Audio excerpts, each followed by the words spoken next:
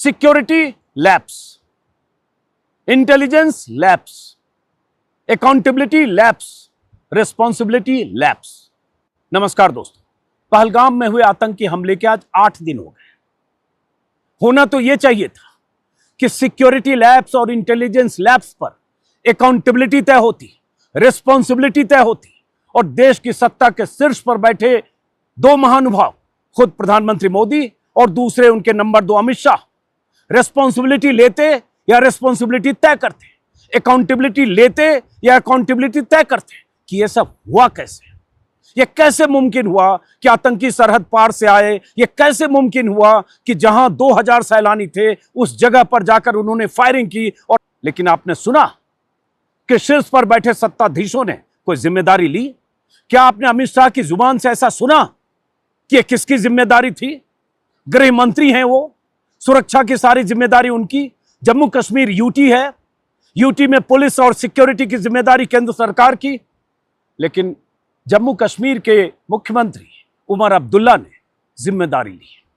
कल जब मैं देर रात को पहलगाम में लौटकर अपने होटल में आया तो उमर अब्दुल्ला का बयान सुना मैंने। एक मुख्यमंत्री का बयान, जिस मुख्यमंत्री के जिम्मे, जिनकी सरकार के जिम्मे राज्य की सुरक्षा बल, मतलब सुरक्षा बल जिनके जिम्मे नहीं है, पुलिस जिनके जिम्मे नहीं है, लॉ एंड ऑर्डर जिनके जिम्मे नहीं है, वो मुख्यमंत्री सदन में, विधानसभा में भरी आवाज में जिम्मेदारी ले रहा था, भावुक हो रहा था और अपने बयान से देश को संबोधित करते हुए कह रहा था कि वो बहुत दुखी है, बहुत मर्माहत है और देश से माफी मांग रहा था। वो मुख्यमंत्री जिसके जिम्मे राज्य की पुलिस नहीं है, जिसके जिम्मे वो जो सैलानी गए थे बैसरन में, जहां मैं हूं पहलगाम में, यहां से कुछ किलोमीटर दूर, उन सैलानियों की हिफाजत की जिम्मेदारी जिस सरकार की नहीं थी लेकिन जिनकी थी, जो दिल्ली में बैठे, क्या उन्होंने अब तक रिस्पॉन्सिबिलिटी लेना जरूरी नहीं समझा? तो क्यों?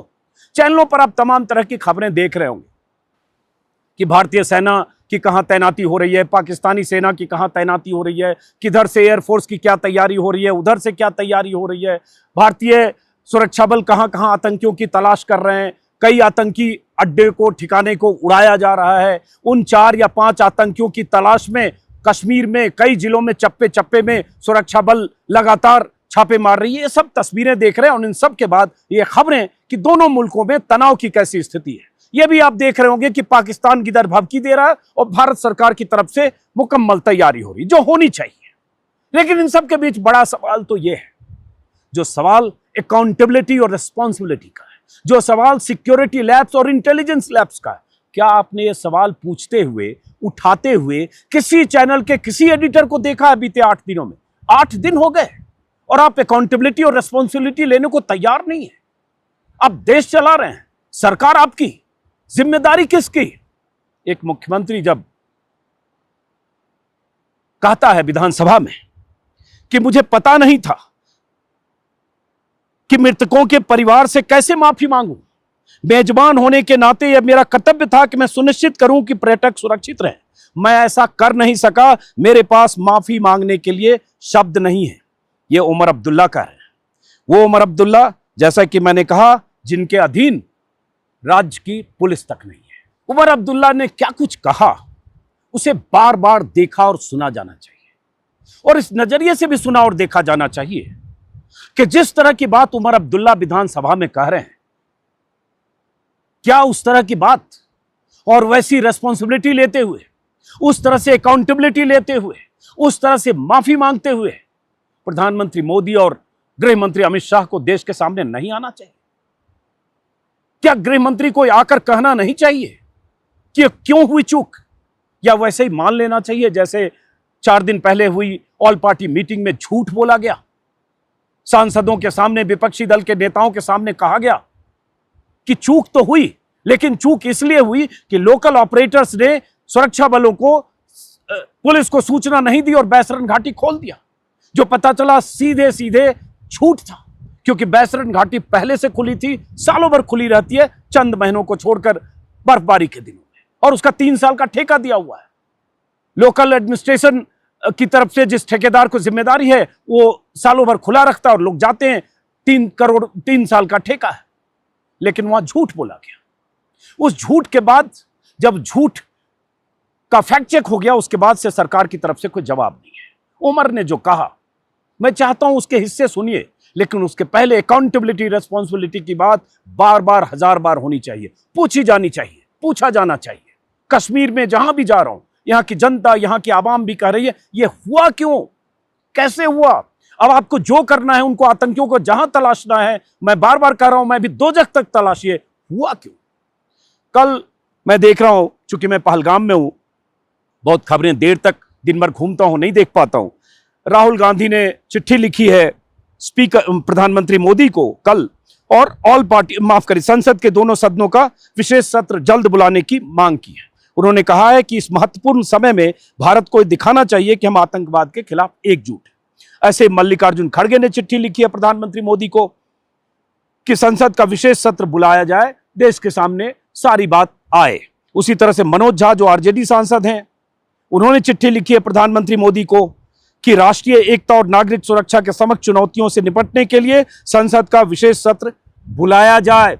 विपक्षी सांसद सरकार से अनुरोध कर रहे हैं कि पार्लियामेंट का सत्र बुलाइए, दोनों सदनों का, संसद में बहस हो, सवाल पूछें विपक्षी सांसद और सरकार अपना जवाब दे, लाइव कवरेज हो, लाइव टेलीकास्ट हो, जैसे होता है सदन की कार्यवाही का। पूरा देश देखो तो सही, क्या सवाल विपक्ष उठाता है, क्या सवाल सरकार की तरफ से आता है।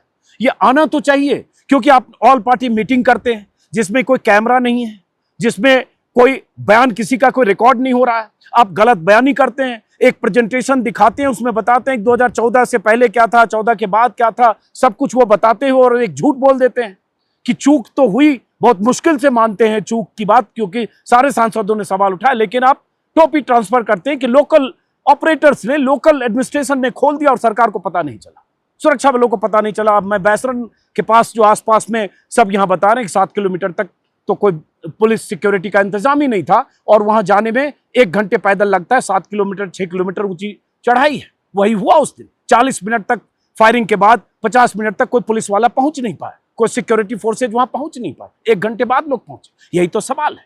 इस सवाल का जवाब संसद में दिया जाना चाहिए। इस सवाल का जवाब अमित शाह सामने आकर दे तो सही, जैसे उमर अब्दुल्ला ने दिया। और क्यों नहीं ये सवाल पूछा जाना चाहिए। उमर अब्दुल्ला ने क्या कहा, मैं चाहता हूं उसके कुछ हिस्से सुनिए। स्टेट लीडरशिप क्या होती है, स्टेट्समैन किसको कहा जाता है, जो देश को, प्रदेश को सुचारू रूप से चलाए, मुकम्मल सारे इंतजाम करे, सुरक्षा के इंतजाम से लेकर हर इंतजाम हो, उसकी नीतियां जनता के हिसाब से, जनता की हिफाजत के लिए, जनता के विकास के लिए हो, और जब चूक हो जाए तो सामने आकर कहे, हां ये मेरी जवाबदेही थी, मेरी चूक थी। हालांकि यहां सुरक्षा इंतजाम की जिम्मेदारी उमर अब्दुल्ला की नहीं थी, लेकिन वो चूंकि पर्यटन मंत्री हैं मुख्यमंत्री के साथ, तो उन्होंने जिम्मेदारी ले ली। क्या कहा, कुछ टुकड़े उमर अब्दुल्ला के उस भाषण के सुनिए, उसके बाद कुछ सवाल और कुछ जो मैं यहां पहलगाम और श्रीनगर में जो महसूस कर रहा हूं। उमर अब्दुल्ला को सुनिए। जम्मू कश्मीर की सिक्योरिटी, जम्मू कश्मीर की सुरक्षा, जम्मू कश्मीर के लोगों की चुनी हुई हुकूमत की जिम्मेदारी नहीं है, लेकिन तब भी यहां के वजीर आला की हैसियत से, यहां की टूरिज्म के मिनिस्टर की हैसियत से मैंने इन लोगों को दावत दी थी यहां आने की। मेजबान होते हुए मेरी जिम्मेदारी थी कि सही सलामत मैं इन्हें यहां से वापस भेजूं, नहीं भेज पाया।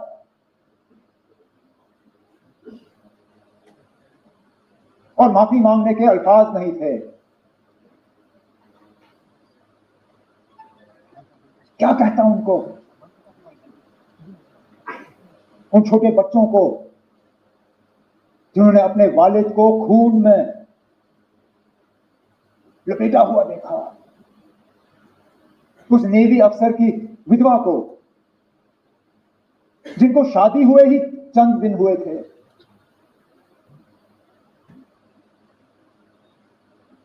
मुझे एक दो आए, ये कहा हमारा कसूर क्या था, हम पहली मर्तबा कश्मीर आए थे छुट्टी मनाने के लिए, और इस छुट्टी का जिंदगी भर अब हमें खमियाजा भुगतना पड़ेगा।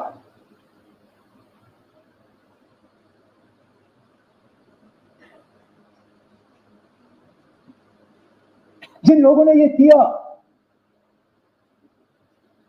कहने के लिए तो वो कहते हैं कि हमारी भलाई के लिए किया, लेकिन क्या हमने उनसे कहा था कि हम ये चाहते हैं?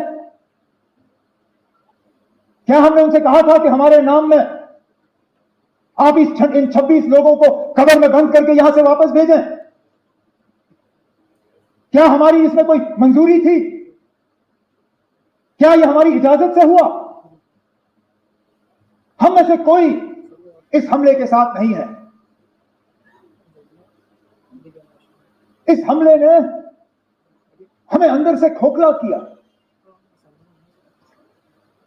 लेकिन इस हमले ने, क्योंकि हर खराबी में कहीं ना कहीं हमें कोई रोशनी की किरण ढूंढने की कोशिश करनी चाहिए। बहुत मुश्किल है इन हालात में वो रोशनी ढूंढना, लेकिन स्पीकर साहब, पहली मर्तबा बहुत अहम बातें कही उमर अब्दुल्ला ने, माफ करिए, और ये ऐसा ही होना चाहिए, ऐसी लीडरशिप होनी चाहिए। सिक्योरिटी उनकी जिम्मेदारी नहीं है, बावजूद इसके वो मान रहे कि कश्मीर में हुआ, कश्मीर की सरजमी पर हुआ, यहां के वो मुख्यमंत्री थे, कश्मीर में, कश्मीर के जन्नत को, कश्मीर में उस मिनी स्विट्जरलैंड कहे जाने वाली उस घाटी में देश भर के सैलानी आए थे और वो आतंकियों की बर्बरता के शिकार हुए कश्मीर की धरती पर। इसलिए अफसोस, जैसे हर कश्मीरी को है, ऐसे उमर अब्दुल्ला को भी है। वो कश्मीरी आतंकी या उन आतंकियों के लोकल सपोर्टर या वो लोग जिनके हैंडलर्स पाकिस्तान में हैं, वो लोग जो भारत में अमन चैन के दुश्मन हैं, वो लोग जो 5 साल से कश्मीर में जो शांति थी, जिस ढंग से 5 साल से कश्मीर एक अमन के रास्ते पर था, जिस ढंग से सैलानियों की यहां तादाद बढ़ रही थी, जिस ढंग से पिछले साल रिकॉर्ड तोड़ सैलानी आए कश्मीर में, वो उन्हें देखा नहीं जा रहा था, वो उन्हें मंजूर नहीं था, कबूल नहीं था। इसलिए सुनियोजित ढंग से, टारगेटेड ढंग से देश भर से आए सैलानी, हिंदू सैलानियों को पूछ पूछ कर, धर्म पूछ कर, मजहब पूछ कर, टारगेट ढंग करके मारा। यह अलग बात है कि उसमें एक घोड़े वाला आदिल भी उन आतंकियों से टकराकर वो भी अपनी जान गंवा बैठा, लेकिन ये हुआ और इसका अफसोस एक मुख्यमंत्री को है। लेकिन क्या यह अफसोस प्रधानमंत्री और अमित शाह को जाहिर नहीं करना चाहिए? अफसोस उन्हें भी होगा। हाँ, जब मुझे है, आपको है, सबको है। देश के प्रधानमंत्री हैं, देश के गृह मंत्री हैं, मैं समझ सकता हूं कि उनके भीतर भी ये बेचैनी होगी कि हुआ क्यों। लेकिन यह अफसोस भी कई बार जाहिर करना पड़ता है। कई बार माफी मांगकर आप अपनी खामी को देश के सामने रखकर अपने को बड़ा दिल वाला दिखाते हैं, क्योंकि यह नहीं हो सकता कि मीठा मीठा गप गप, कड़वा कड़वा थू। कश्मीर में सब अमन चैन है, कश्मीर ट्रैक पर है, कश्मीर में सैलानी आ रहे हैं, तो यह सारी जिम्मेदारी या सारा क्रेडिट आपको। लाल चौक पर तिरंगा लहरा जाए, लाल चौक पर सैकड़ों लोग आकर आज हिंदुस्तान की, देश की, मुल्क की बात करें, क्योंकि यह स्थिति 2014, 15, 16 में नहीं थी, इसका सारा क्रेडिट आपको। तो यह हुआ मीठा मीठा। लेकिन जब कड़वा आ गया, जब आतंकी आ गए, जब आतंकियों ने रेकी करके और उसके बाद बैसरन घाटी में 26 लोगों को, बेकसूर लोगों को मौत की नींद सुला दिया, तब आप इसको एक ऑल पार्टी मीटिंग में बहुत दबाव में आकर सिक्योरिटी चूक का हल्के से बात मानकर और उसके बाद सन्नाटा खींचते हैं और उस सिक्योरिटी चूक पर किसी चैनल पर कोई सवाल नहीं पूछा जाता है। एक ट्वीट आता है किसी चैनल का, उसे भी डिलीट किया जाता है। मतलब आपने अगर ऑल पार्टी मीटिंग में मान लिया सिक्योरिटी चूक है, तो भी किसी चैनल ने उस सिक्योरिटी चूक को एजेंडा बनाकर आपसे सवाल नहीं पूछा, क्योंकि वो सब कॉम्प्रोमाइज्ड है। लेकिन वो सवाल नहीं पूछ रहे हैं। जवाब देने की जिम्मेदारी तो आपकी है, प्रधानमंत्री मोदी जी और गृह मंत्री अमित शाह जी। उस जिम्मेदारी को अपने कंधों पर उठाइए और आइए देश के सामने बताइए कि क्या हुआ और क्यों हुआ। हमें भरोसा है अपनी सेनाओं पर कि अगर पड़ोसी मुल्क इस तरह की साजिशें भारत के खिलाफ करेगा तो हमारी सेना जवाब देगी। और आज भी हमारी सेना की तैयारी और हमारी सेना की मुस्तैदी से पाकिस्तान में खलबली मची है, वो सब हम चैनल पर देख रहे हैं। लेकिन सिर्फ दिन रात उस तरह की तस्वीरें दिखाना, उस तरह की बातें करना, वो काफी है क्या? जिम्मेदारी भी तो लेनी पड़ेगी। हुआ क्यों, ये बताना भी तो पड़ेगा कि वो आतंकी कैसे वहां पहुंच गए, जहां आप कह रहे हैं कि किसी को पता नहीं था, सुरक्षा बलों को, आतंकियों को पता था। पाकिस्तान के हैंडलर्स को पता था। सुप्रिया सुले ने मीटिंग में सवाल उठाए, पूना के टूरिस्ट ऑपरेटर्स को पता था। यहां चप्पे चप्पे में सारे घोड़े वालों को पता था, सबसे मैं मिल के आया। यहां जितने दुकान वाले हैं, जितने टूर वाले हैं, जितने गाइड है, सबको पता था, सिर्फ सिक्योरिटी फोर्सेज को नहीं पता था। यही तो कहा आपने, तो यही एक बार कहिए, आकर हाथ जोड़कर माफी मांगिए और कहिए कि चूक हुई, हम जिम्मेदारी लेते हैं। और ये आपको लग सकता है कि हम ऐसे वक्त में, बहुत सारे लोग कहते हैं ऐसे वक्त में जब देश एक तरह से तनाव और संकट से गुजर रहा हो, आतंकी हमले का शिकार हुआ हो, इस समय इसकी बात नहीं की जानी चाहिए। नहीं, यही वक्त है अकाउंटेबिलिटी और रिस्पॉन्सिबिलिटी की बात करने की। यही वक्त है जो उमर अब्दुल्ला ने जैसे सामने आकर अपनी जिम्मेदारी ली। उमर अब्दुल्ला ने माफी मांगा और कहा कि ये उन बच्चों से मैं क्या कहूं जिन्होंने अपने पिता को खो दिया, उस पत्नी से क्या कहूं जिसने अपने पति को खो दिया, जिसके कुछ दिन पहले शादी हुई थी। वो तस्वीर देश के करोड़ों लोग जिन्होंने भी देखा, और मैं मानता हूं पूरे देश ने देखा, भूल नहीं सकते। एक 25 साल की लड़की जिसकी शादी हुई थी 6 दिन पहले, लेफ्टिनेंट विनय नरवार, उसके पति, उसके सामने गोली मार दी गई। एक बच्चा जिसके पिता को गोली मार दिया, सूरत के शैलेश थे उनके पिता, और उसके बच्चे ने कहा कि वहां सिक्योरिटी होती, उनकी पत्नी ने कहा होती तो शायद ऐसी नौबत नहीं आती। और यहां लोकल हर आदमी कह रहा है कि अगर 10-8 सिक्योरिटी फोर्सेज की भी तैनाती वहां आसपास में होती, उस घाटी में, बैसरन घाटी में, तो आतंकी वहां आने की हिम्मत नहीं करते, चूंकि उन्हें पता था कि वहां कुछ नहीं है 5-6 किलोमीटर तक, और अगर नीचे से फोर्सेज आएगी तो भी उन्हें 1 घंटा 1.5 घंटा लगेगा, इसलिए वो कर गए। तो ये बात। और दूसरी बात जो सारे विपक्ष के नेता कह रहे हैं, सामने आना चाहिए, संसद का सत्र बुलाना चाहिए और देश को संसद के सत्र में विपक्ष के नेताओं को भी सुनने का मौका मिले और आप भी अपनी तरफ से देश को बताएं कि क्या हुआ। प्रधानमंत्री मोदी ने अभी रविवार को मन की बात में कुछ बातें कही। वही बात हम लोग भी कह रहे हैं कई बार, क्योंकि जो आतंकी और उनके हैंडलर्स थे, उनके आका थे, सरहद पार हो, पाकिस्तान हो, आईएसआई हो, जो लोग भी, उनको कश्मीर में अमन चैन देखा नहीं जा रहा था। वहां कश्मीर में सैलानियों का आना, कश्मीरियों का खुश रहना, कश्मीर में सारी व्यवस्थाओं का पटरी पर आना उन्हें मंजूर नहीं था, देखा नहीं जा रहा था। इसलिए क्या, यही प्रधानमंत्री मोदी ने कहा। और प्रधानमंत्री के उस भाषण से उस हिस्से से, उन तमाम बातों से मैं 100% सहमत हूं। जब उन्होंने कहा, जब कश्मीर में शांति लौट रही थी, लोकतंत्र मजबूत हो रहा था, स्कूल कॉलेजों में रौनक थी, निर्माण कार्यों में अभूतपूर्व तेजी आई थी, पर्यटकों की संख्या में रिकॉर्ड बढ़ोतरी हुई थी, लोगों की कमाई, युवाओं के लिए नए अवसर पैदा हो रहे थे, देश और जम्मू कश्मीर के दुश्मनों को यह रास नहीं आया। सही कहा प्रधानमंत्री जी आपने, 100% सहमत। लेकिन उसके बाद जिम्मेदारी, अकाउंटेबिलिटी की बात आती है, जो उमर अब्दुल्ला ने दिखाई, जो गृह मंत्री अमित शाह को दिखाना चाहिए। और उसके बाद ये भी होता है, बहुत सारे कश्मीरी यहां मिलते हैं, वो कहते हैं, मैंने एक वीडियो में कहा भी था, उन्हें लगता है कि इस वक्त में उन्हें हैंड होल्डिंग की जरूरत है। उन्हें लगता है कि इस वक्त प्रधानमंत्री और गृह मंत्री की तरफ से कश्मीर की आवाम को, उनके साथ हम हैं, उनके साथ उन्हें हम किसी भी तरह से लेफ्ट आउट फील न करने दें, यह भी जिम्मेदारी है। क्योंकि एक मीडिया का बड़ा तबका, सोशल मीडिया का बड़ा तबका दिन रात जहर फैलाने में लगा हुआ है।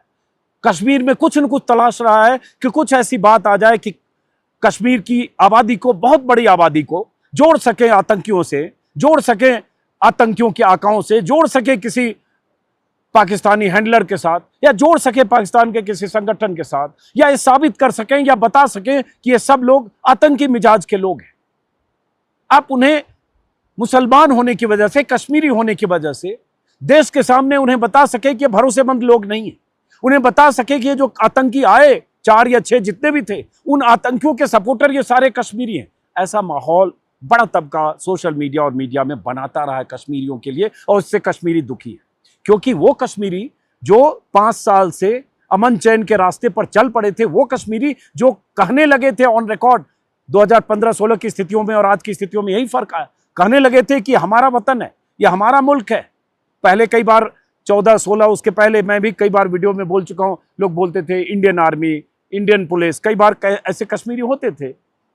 आप इंडियन मीडिया वाले हैं, आज की तारीख में मैं अगर 200 कश्मीरियों, 200 से ज्यादा, एक भी ऐसा नहीं कह रहा, सब कह रहा है कि हमारा देश है, हमारा मुल्क है। पाकिस्तान के खिलाफ भी लोग बोलने वाले हैं और आतंकियों की मजम्मत सब आदमी कर रहा है कि वो दरिंदे थे, उन्हें फांसी दो, उन्हें गोली मारो, उन्हें जो करना है करो। ये लोग बोल रहे हैं। तो ये प्रधानमंत्री मोदी और गृह मंत्री अमित शाह की जिम्मेदारी है, कश्मीरियों में भरोसा पैदा करें, कश्मीरियों को भरोसे मिले, कश्मीरियों का हाथ पकड़ें और कहें, उनसे अपील करें, उनसे आकर, मैं तो कहूंगा गृह मंत्री को आना चाहिए कश्मीर, कश्मीरियों से, लोकल लोगों से मिलना चाहिए, उनको अपने कॉन्फिडेंस में लेना चाहिए, भरोसा देना चाहिए कि हम आपको ऐसा नहीं समझते, आप ऐसे नहीं हैं।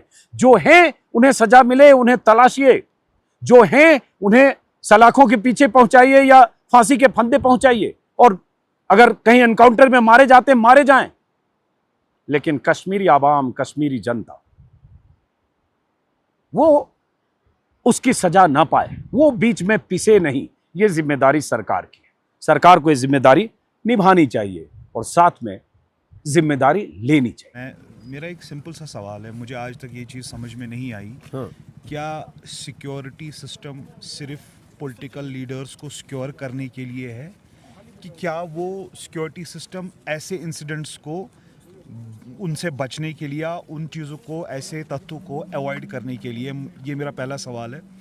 दूसरा, जिस हिसाब से, जिस हवाले से हम सिक्योरिटी वगैरह इस टाइम देख रहे हैं, या उससे पहले भी जैसे चल रहा था, मैं कह रहा हूँ ना, हर एक कोने में कैमरास, हर एक कोने में सिक्योरिटी, हर एक कोने में बंकर। केपी रोड से अगर हम केपी रोड से स्टार्ट करें, जहाँ पे खनाबुल चौक से लेके पहलगाम तक, आप अनगिनत बंकर्स देखेंगे, अनगिनत सिक्योरिटी फोर्सेस देखेंगे। और ये जो बाईसरंग का इलाका है, इसमें रोज़ 2 से 3 हज़ार लोगों का आना जाना है, अप एंड डाउन चलता रहता था, जिसमें लोकल जो पोनी राइडर्स वगैरह, जो यहाँ पे लोकल घोड़े वगैरह चलाते हैं, और जो शॉल बेचने वाले हैं, जो भी अपना छोटा मोटा कारोबार, चाहे मैगी बेचने वाला हो या बड़े शॉल बेचने वाला हो, वो भी, उनका भी आना जाना। तो ये ऑन एन एवरेज 4 से 4,500 का रोज़ का आना जाना होता था। पहली बात, ये आज का नहीं है, ये इट्स फ्रॉम डेकेड्स। और दूसरी बात, अगर सिक्योरिटी है तो है कहाँ? देखिए, बेस कैंप कुछ ही मिनट के फासले पे है। कुछ घुड़सवार जो कि नीचे आए, जिन्होंने वहाँ टूरिस्ट को नीचे लाया, उसके बाद वो फिर से वापस चले गए और दूसरा ग्रुप भी लेके आ गए। उस पे नहीं आए, और उस टाइम जब दूसरा राउंड भी कर रहे थे, उस दूसरे राउंड पे भी कोई सिक्योरिटी पर्सनल, मुझे ये समझ में नहीं आया। ये बहुत बड़ा सवाल है हमारे जो पॉलिटिकल लीडर्स हैं उन पे, जो अभी इस टाइम सबसे बड़ा मसला ये है, सिक्योरिटी क्यों नहीं थी उधर? एक भी बंदा नहीं था, किसी से भी पूछ लीजिए आप, उधर कोई सिक्योरिटी का बंदा था?